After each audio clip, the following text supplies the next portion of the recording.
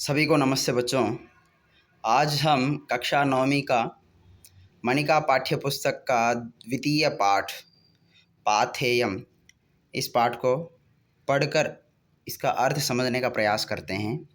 सबसे पहला पाथेयम शब्द का अर्थ होता है पथि हितकरम। पथ शब्द का अर्थ मार्ग। मार्ग में जो हितकर है, जो हितकारी है, जो लाभकारी है, उसी को पाथेयम कहते हैं। चाहे जीवन रूपी पथ हो, चाहे गमन रूपी पथ, तो दोनों में जो भी हितकारी है, लाभकारी है, जो फ़ायदेमंद है, उसी को हम पाथेयम कहते हैं। तो सबसे पहला हम इसमें दो दोस्तों के संवाद के माध्यम से इस पाठ को प्रारंभ करते हैं। सोत्साहानां नास्त्य साध्यम नराणां मार्गारब्धाः सर्वयत्नाः फलन्ति।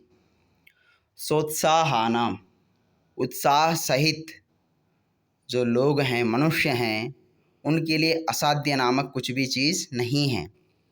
मार्गारब्धाः, बस आवश्यकता किसकी है? मार्ग आरंभ करने की, सही दिशा में चलने की। तो जब सही दिशा में चलेंगे तो सर्वयत्नाः फलन्ति, सभी यत्न जो भी कार्य हैं वो फलित होते जाते हैं, उसका फल मिलता जाता है। तो संवाद प्रारंभ होता है। विवेक और विशाल दो मित्र हैं, आपस में बातचीत कर रहे हैं। अये विशाल नमस्ते, आगच्छ उपविश। विवेक कहता है, अरे विशाल नमस्कार, आओ और बैठो। विशाल, नमस्ते विवेक, उपविशामि, परंतु त्वं तो कुत्रापि गन्तुम् उद्यतः इव प्रतीयसे। नमस्ते विवेक, बैठता हूँ, परंतु तुम तो कहीं जाने के लिए तैयार हो रहे हो, ऐसा प्रतीत हो रहा है। विवेक, आम, मम मातुलः युद्ध के क्षेत्रात् प्रतिनिवृत्तः, अहम तम द्रष्टुम गच्छामि। बिल्कुल आपने सही कहा कि मेरे मामा जी युद्ध क्षेत्र से लौटे हैं, तो मैं उनको देखने के लिए जा रहा हूँ।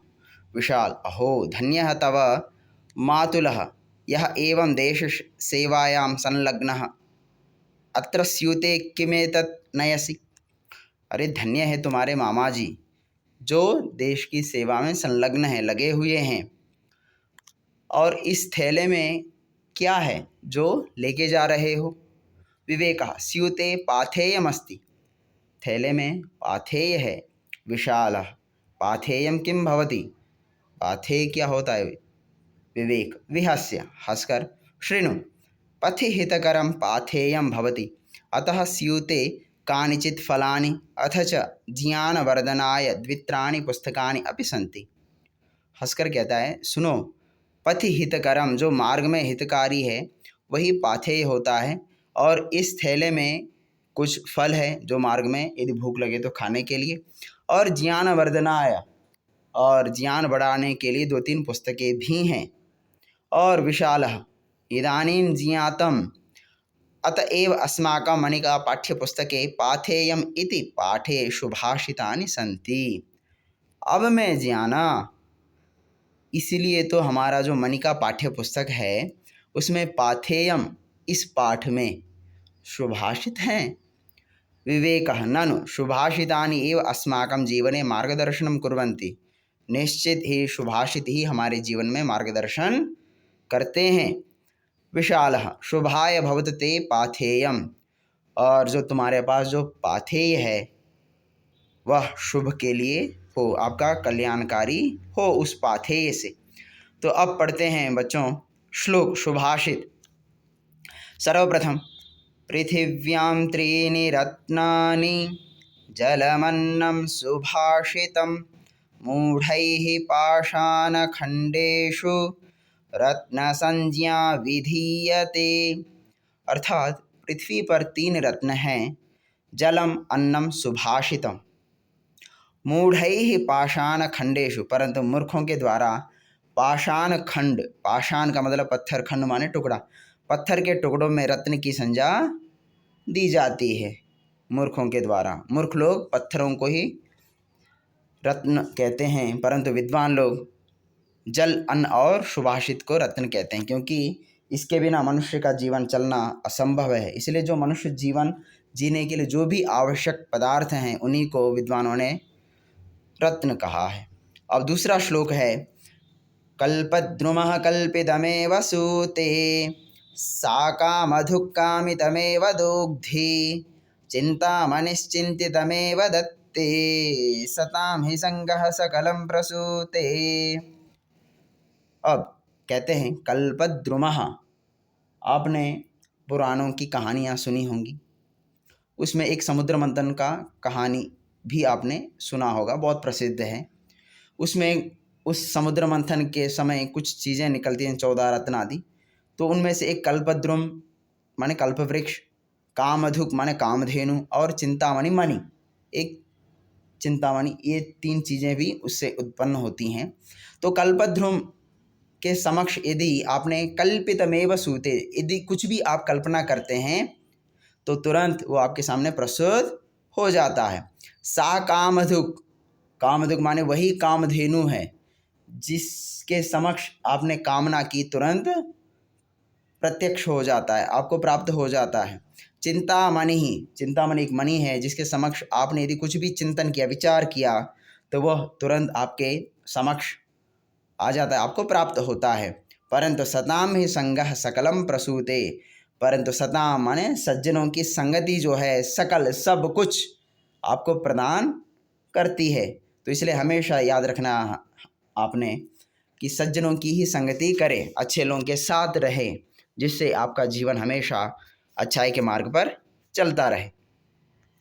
अब तीसरा श्लोक है, गच्छन् पिपीलको याति योजनानां शतान्यपि अगच्छन् वैनतेयोऽपि पदमेकं न गच्छति।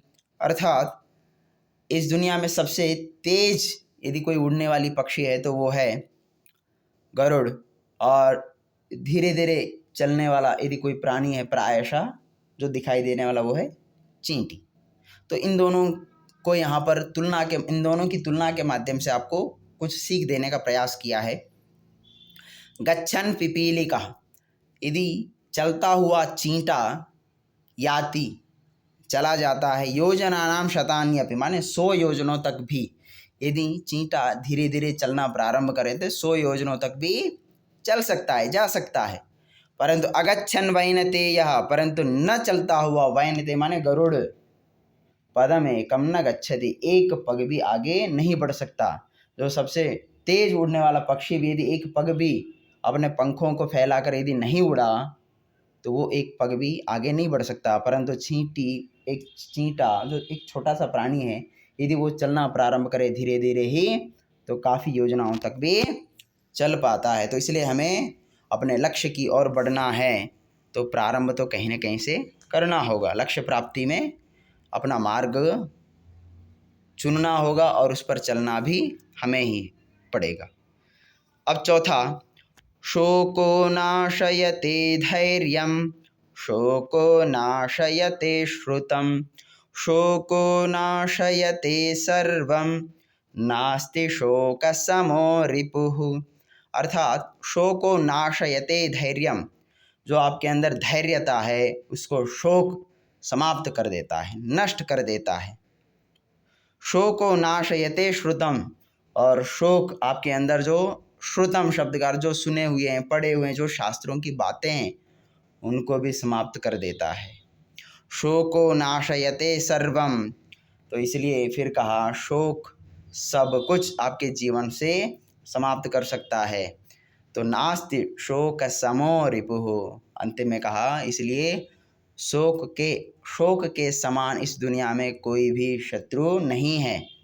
अर्थात शत्रु का कर्तव्य है आपसे सब कुछ छीनना, तो ठीक वैसे ही आपको परेशान करना, तो शोक भी वही काम कर रहा है। तो इसलिए आप अपने जीवन में शोक आने मत दीजिए, तो आप हमेशा सफल रहोगे। गौरवं प्राप्यते दानात् न तु वित्तस्य संचयात् स्थितिरुच्चैः पयोदानां पयोधीनामधः स्थितिः। अर्थात गौरवं प्राप्यते दानात्, गौरव प्रतिष्ठा को, मान सम्मान को प्राप्त होता है दाना, दान देने से। व्यक्ति यदि दान देता है, दूसरों की सहायता करता है, तो वो गौरव को, प्रतिष्ठा को प्राप्त होता है। न तो वित्तस्य संचयात, केवल वित्त का संचय करने से नहीं, माने धन संग्रह करके रखोगे तो उसका कोई फ़ायदा नहीं, परंतु उस धन के माध्यम से दूसरों की सहायता करते हैं तो समाज आपका हमेशा याद करता रहेगा और आपको शुभकामनाएं देता रहेगा, आशीर्वाद देता रहेगा। तो उदाहरण दिया, स्थितिरुच्चैः पयोदानाम। पयोदानाम शब्द का अर्थ है पयः ददाति इति पयोदः। तो ये षष्ठी विभक्ति में है, तो पयोदानाम माने उनका, जो हमेशा देने का, माने जो जल देने वाला जो है, कौन? बादल हमेशा। स्थिति उच्चैः, उनकी स्थिति हमेशा ऊंचा है, माने ऊपर है। जो दुनिया को पानी देता है उसकी स्थिति हमेशा ऊपर है। तो इसी प्रकार आप भी यदि कुछ देंगे तो हमेशा आपकी स्थिति हमेशा ऊपर ही रहेगी। और पयोधीनाम अधः स्थिति। पयोधीना माने पय माने जल को धारण करने वाला, कौन? सागर। तो सागर की स्थिति हमेशा अधः, नीचे स्थिति है, उसकी स्थिति हमेशा नीचे है। तो इसी प्रकार आप भी यदि कुछ देंगे तो हमेशा दुनिया शिखर पर बिठाएगा, अपने सर पर बिठाएगा। और यदि आप कुछ दूसरों की सहायता नहीं करते तो कोई याद भी नहीं करेगा। आगे, सद्भिस्तु लीलया प्रोक्तम शिलालिखितमक्षरम असद्भिः शपथेनापि जले लिखितमक्षरम। कहा सद्भिस्तु, सद्भिः तु, सद्भि माने सज्जन लोग के द्वारा, सज्जन लोगों के द्वारा, लीलया जो अनायासी, ऐसे ही नॉर्मल प्रकार से भी प्रोक्तम कही हुई बातें, शिला लिखितम अक्षरम माने शिला माने पत्थर पर लिखे हुए अक्षरों के समान है। माने यदि एक बार आपने पत्थर पर लिखा तो काफ़ी समय तक मिटता नहीं है। तो ठीक वैसे यदि सज्जन लोगों ने यदि कुछ कहा तो उसी प्रकार है, तो उसको पूर्ण करने में वो अपना जीवन लगा देते हैं।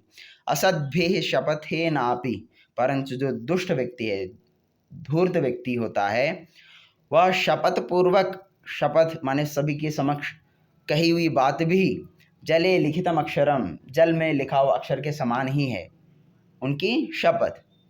जैसे कहना नहीं चाहिए, जो राजनेता लोग, कुछ लोग ऐसे ही कहते रहते हैं, तो उनका क्या है, जल में लिखा हुआ, माने यदि एक अक्षर लिखते हैं, लिखने के बाद ये दूसरा अक्षर लिखने से पहले पहला अक्षर मिट जाता है जल में, क्योंकि कोई अक्षर टिकता नहीं है, रहता नहीं है। तो इसलिए कहा जो असद जन लोग होते हैं, दुष्ट लोग होते हैं, उनके द्वारा कही हुई बातें जल में लिखित अक्षरों के समान हैं, और जो सज्जन लोगों के द्वारा कही हुई बातें हैं वो पत्थर पर लिखी हुई बातों के समान हैं। तो इसलिए आप भी अपने जीवन में सज्जनों का व्यवहार अपनाइए और समाज का भला कीजिए। श्लोक संख्या 7।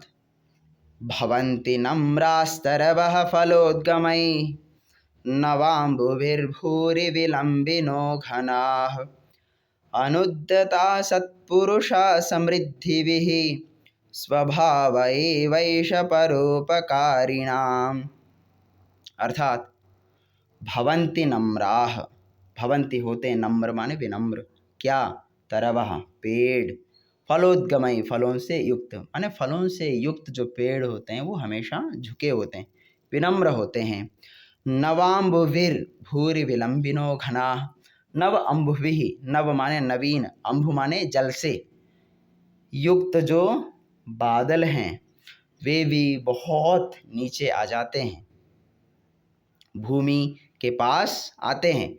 अनुद्धताः सत्पुरुषाः समृद्धि भी, जो समृद्धि माने संपदा से युक्त जो सत्पुरुष होते हैं, धन धान्य से परिपूर्ण जो सत्पुरुष होते हैं, सज्जन लोग होते हैं, वे अनुद्धताः सरल होते हैं, घमंडी नहीं होते हैं। और अंत में कहा स्वभाव एवैष परोपकारिणाम, यह तो उन लोगों का स्वभाव ही है जो परोपकारी होते हैं। जो परोपकारी, जो श्रेष्ठ लोग होते हैं, उनका स्वभाव हमेशा विनम्र ही होता है, क्योंकि पेड़ देखिए हमेशा दूसरों को देता है, बादल हमेशा पानी देने का प्रयास करता है, इसी प्रकार सत्पुरुष भी समाज का भला करने का प्रयास करते हैं। तो ठीक हमें भी अपने जीवन में इन बातों को अपनाना चाहिए। आगे,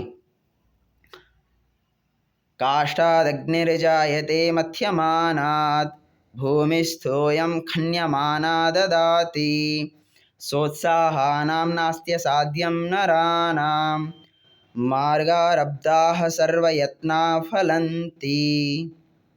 इसमें कहा काष्ठात् अग्निर्जायते मथ्यमानात्, काष्ठात् माने लकड़ी से, अग्नि, जायते माने उत्पन्न होता है, अग्नि उत्पन्न होता है, मथ्यमानात् कब, मथने से, जब लकड़ी का मंथन होता है, जिसको अरण्य मंथन शब्द भी प्रयोग किया जाता है, तो उस लकड़ी से अग्नि का प्रज्वलन होता है। भूमिस्तोयम खन्यमाना ददाति, और भूमि भी तोयम ददाति माने जल देता है, कब, खन्यमाना जब खोदी जाती हुई, जब भूमि खोदी जाती होती है तो धीरे धीरे कुछ समय के पश्चात आपको जल अवश्य प्राप्त होता है। सोत्साहानाम नास्त्य साध्यम नरानाम, और जो उत्साही जो जन होते हैं, मनुष्य होते हैं, उन मनुष्यों का असाध्य नामक कोई चीज़ इस दुनिया में नहीं है। उन लोगों के लिए कोई भी असाध्य नहीं है। बस आवश्यकता किसकी है, मार्गारब्धाः, सही दिशा में आगे बढ़ने की आवश्यकता है, मार्ग आरंभ करने की आवश्यकता है। सर्वयत्नाः फलन्ति, सभी यत्न जो आपके प्रयत्न हैं फलित होते जाते हैं। अब आगे बढ़ते हैं।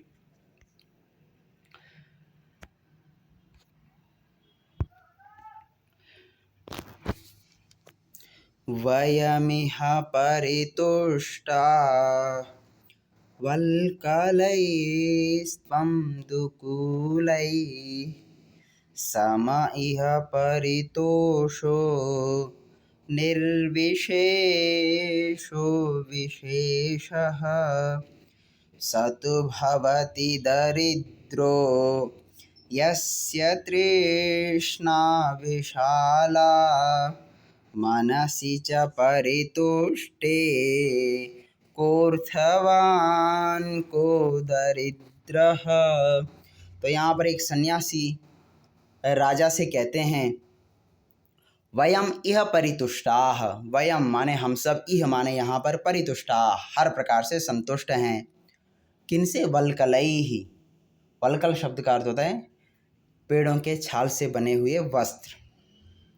त्वम दुकूलैः, त्वम माने तुम, दुकूलैः माने रेशमी वस्त्रों से तुम संतुष्ट हो। हम पेड़ों के छाल से बने हुए वस्त्रों से संतुष्ट हैं और तुम रेशमी वस्त्रों से संतुष्ट हो। सम इह परितोषो निर्विशेषो विशेषः, सम एक समान है हम दोनों का संतोष, कोई विशेष नहीं है आपके अंदर, कोई विशेष नहीं, आप अलग नहीं हो। आप रेशमी वस्त्र पहनने के बावजूद भी आपके अंदर कोई अलग से संतोष नहीं है। मैं छाले वस्त्र पहन रहा हूँ फिर भी मैं एकदम खुश हूँ। सतु भवति दरिद्रो यस्य तृष्णा विशालः, तो इसलिए दरिद्र वह व्यक्ति है जो जिनके अंदर विशाला तृष्णा माने बहुत ज़्यादा लालसा है, इच्छा है, दूसरों की छीनने की, दूसरों के वस्तुओं को छीनने की आदत है। तो इसलिए वही व्यक्ति दरिद्र है जो जिनके अंदर बहुत ज़्यादा विशाल इच्छाएं हैं, लालसा है। मनसि च परितुष्टे कोऽर्थवान् को दरिद्रः, इसलिए मन से जो संतुष्ट हैं उसके लिए कौन धनवान और कौन दरिद्र।